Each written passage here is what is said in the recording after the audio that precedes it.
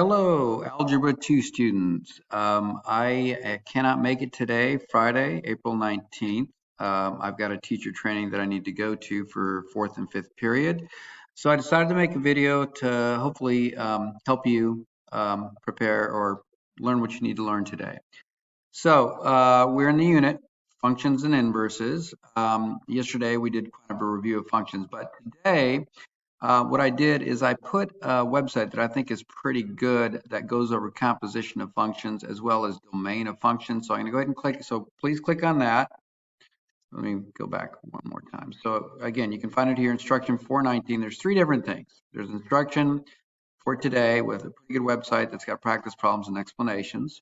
There's going to be the homework practice assignment. I should probably put that in there. Okay, so I've just updated this so you can see it's the assignment and practice and homework for tomorrow or for Monday. And the answer key for the questions is right here. But again, of course, the important thing is to make sure you show your work when it comes to it, to make sure you go through the right steps. But again, first thing you'll want to do is you want to click on this link here to get some of the lesson going over it in the instruction, okay? So click on that. It's going to take you to a website here that goes over composition of functions. Now we did this yesterday. If you were gone, please review this here. But again, a composition of function means you're basically inserting one function into another function.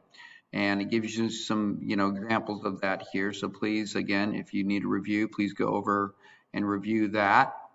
Okay, it gives you some examples. Okay.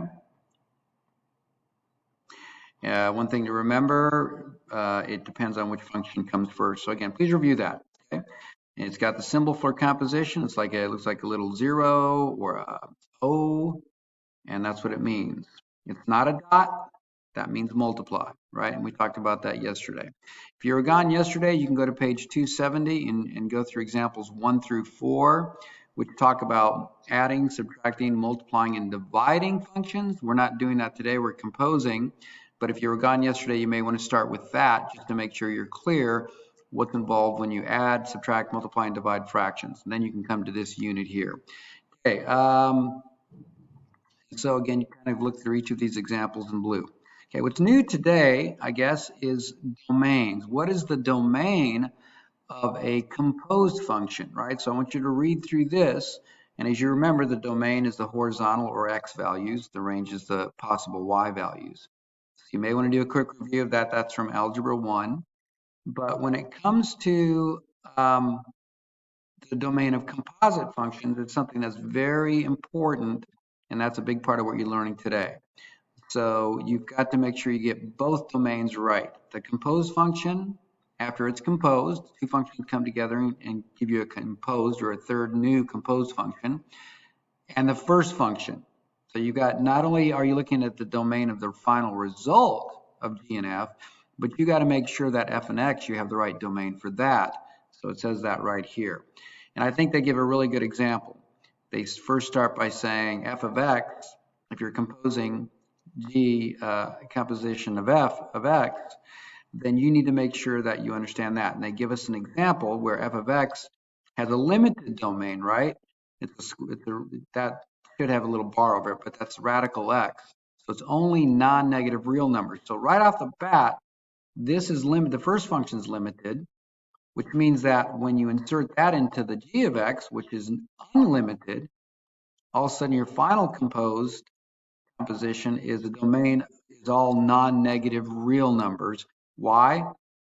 Because the first one is limited to that, okay? Sometimes the second one will limit it, but this is an example where the first one limits it, okay? So there's a little bit more reading where they talk about it. They then talk about decomposing or breaking up a function, and you can go over that. And then they kind of summarize things. Now, what I would recommend is once you've gone through that and you feel like you kind of understand it, the questions here that they put at the bottom are really good because, for example, let's say I do this one here, and I think I know what the answer is. If I click on it and I get it wrong, it'll say sorry, and then it'll explain, and it'll give you the solution. So that's a little bit more helpful than just knowing that it's right or it's wrong. So as you're learning it, I think it's good to go through these and just, like I say, click on it. Oh, good try. This one's not right. And then it actually goes through and it shows you how to do it. So there's 10 questions there. If it looks like something you know how to do, you can skip it, but I would recommend doing that. Anyways, when you feel like you got a good grasp of it, then come back to the Canvas and then here's your assignment. You click on this, and this is going to be a green sheet that that you'll get today in class. So you click on that, and then here's the answer key right here for it. So again, always try it out, see if you can get it. Take the answer key. If you feel like you understand it, that's good. You guys obviously can work together on this. That's great. So please do. That's pretty much it. So I know it's sometimes hard when you don't have a teacher there, but do the best you can, please, today, and we'll review it on Monday when I come back. Okay, thank you very much.